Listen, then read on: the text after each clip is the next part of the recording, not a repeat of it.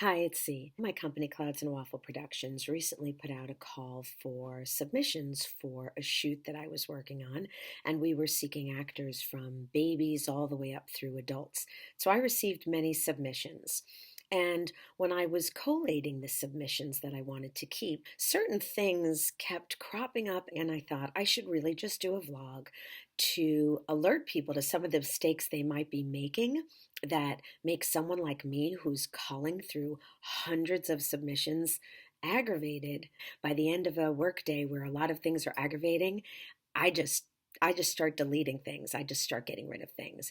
And you do not want to be that person whose submission or headshot and resume get deleted because you just made a mistake. So here are some of the things that I wrote down as I was doing that, things that I could share with you. This is by no means a comprehensive list of all the mistakes that you might make, but it is certainly a list of the mistakes that were made in the past couple of weeks in the submissions that I received. So I do have a cheat sheet here because I don't want to forget things. So let me start with number one.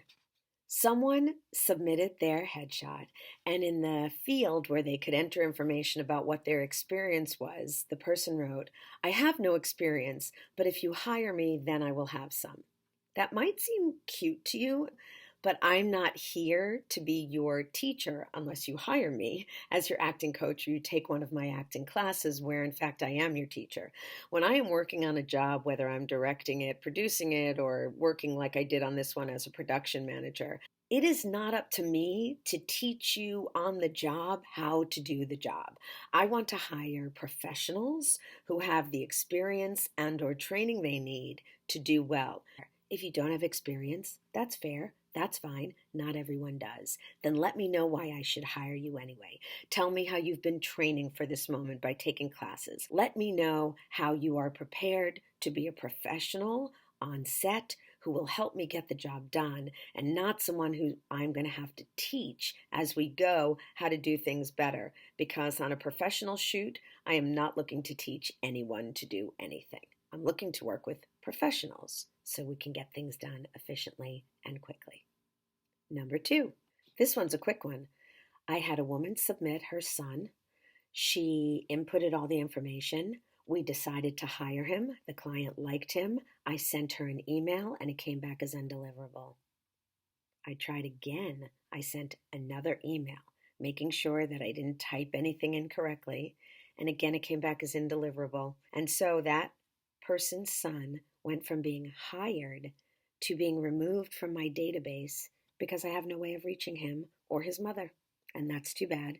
And they'll never know that he actually could have gotten cast. He actually was cast for a paying job with a good credit with a great agency. Number three.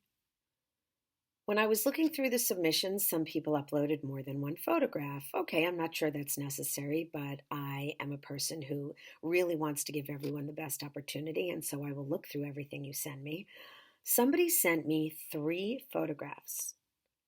Not one of them was he facing the camera directly.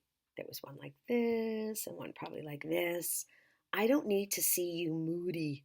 I need to see your face. We can't hire you if we don't see your face, and depending on the shoot, possibly also your body.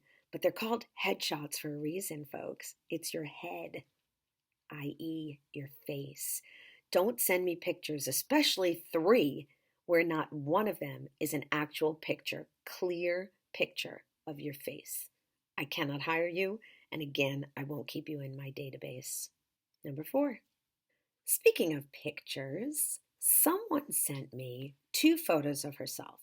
Both of them were named with long alphanumeric characters. Name it your name. And not only were both of them named with long alphanumeric characters differently, it turns out that both photos were exactly the same. That's already a little annoying, quite frankly. Here's what made it worse. They were pictures from about here up. I did not see any shirt, so I'm assuming that this woman was perhaps naked, maybe wearing a tube top, but I couldn't see the tube top. Don't send me anything that's even remotely inappropriate. It felt a little weird and uncomfortable to me. And then to make all matters worse, the photo was blurry. It was soft at best, and I would say actually blurry and out of focus. You know what I did with both of those photos? Gone.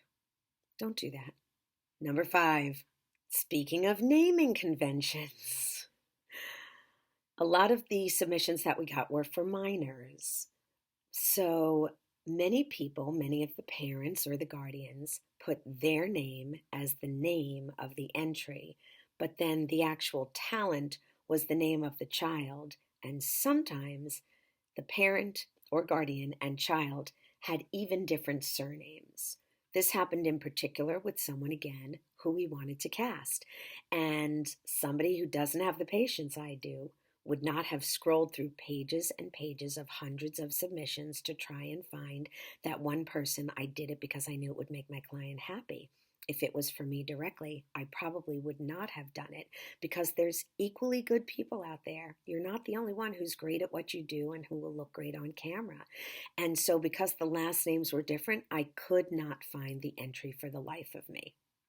Ultimately, I did find it, and that person did get hired.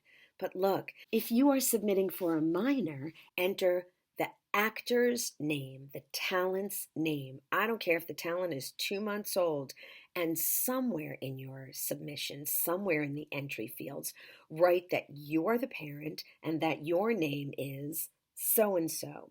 But make sure that I can find the name very easily because the name of the entry, the name on the headshot, the name on the resume, if there is one, are all the same. Last point I want to make is a reiteration of something I said in the beginning. I am just a person at work, just like you are. If you ever watched American Idol in the early days when Simon Cowell was on, you could see that after a day of bad auditions, he would get very snarky and in a very bad mood. When you have a bad day at work, you probably lose your patience at the end of the day. I do the same thing. Make sure that you make it easy for the person who is looking to see who you are, to find you again, and to understand why you are a great person for the job. That's really key too. You have an opportunity to tell someone what you can do for them. Don't tell them what they can do for you. Okay? So I hope those are helpful. If you need an acting coach, I'm around for you. And I will see you next Thursday with another vlog that might be about acting, might be about life, might be some of the wise advice and smart stuff that my mom told me.